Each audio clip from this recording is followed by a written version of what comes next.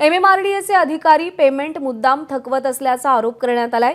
मेट्रोची कामं करणाऱ्या सिस्रा या फ्रान्सच्या कंपनीनं हा गंभीर आरोप केलाय। अधिकारी लोक अनावश्यक रित्या अशा पद्धतीने वागत असल्याचं सिस्रा कंपनीचं म्हणणं आहे। राजनैतिक हस्तक्षेप केला जावा अशी देखील त्यांची मागणी आहे। एमएमआरडीएनं सिस्रा कंपनीचे आरोप फेटाळलेत। सिस्राचे आरोप निराधार आहेत। करार भंगाबद्दल नोटीसाही दिल्या असल्याचं एमएमआरडीएकडून सांगण्यात आलंय। कामाची कंत्राटं रद्द का करू नये अशा सिस्राला नोटिसा पाठवल्याचं एमएमआरडीएनं स्पष्टीकरण दिलेलं आहे।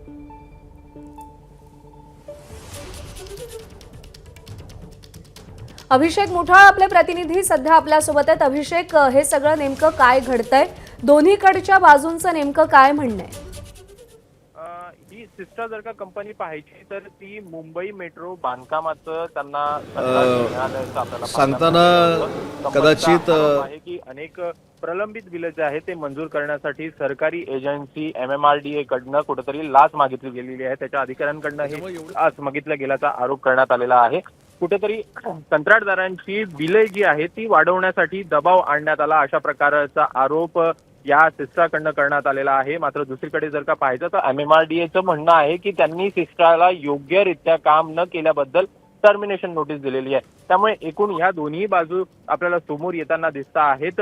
सिस्रा हीच ती कंपनी आहे ज्यामध्ये मेट्रो 3 आणि मेट्रो 6चं एकूण मर्जर आपल्याला माहिती आहे ते कांजूरमार्गच्या इथे होणार होतं। त्या संदर्भात त्यांनी आधी होकार दिलेला होता। मात्र जसं सरकार हे बदललं त्यानंतर आरेमध्ये हा डेपो व्हावा यासाठी देखील त्यांच्याकडनं होकार मंजुरी देण्यात आलेली होती। त्यामुळे एकूणच या सगळ्या ज्या यंत्रणेबद्दल जे ते प्रश्न आपल्याला उपस्थित होताना पाहायला मिळत आहेत। कुठेतरी काम योग्यरित्या केलेलं नाही आहे असं देखील एमएमआरडीए म्हणत आहे। आणि दुसरीकडे जर ह्या कंपनीचं म्हणणं पाहायचं तर कंपनीकडनं देखील सांगण्यात येत आहे की कुठेतरी वाढीव जे बिलं आहेत ती मंजूर करण्यात यावी या प्रकारचा दबाव जो आहे तो आणला जातोय।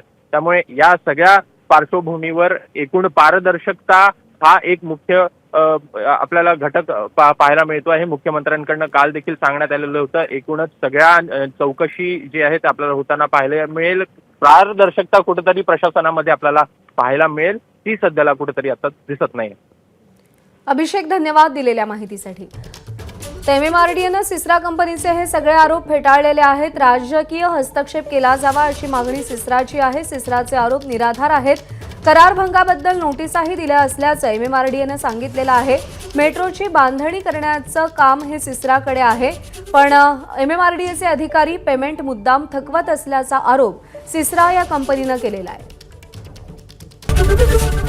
एबीपी माझा, उघडा डोळे बघा नीट।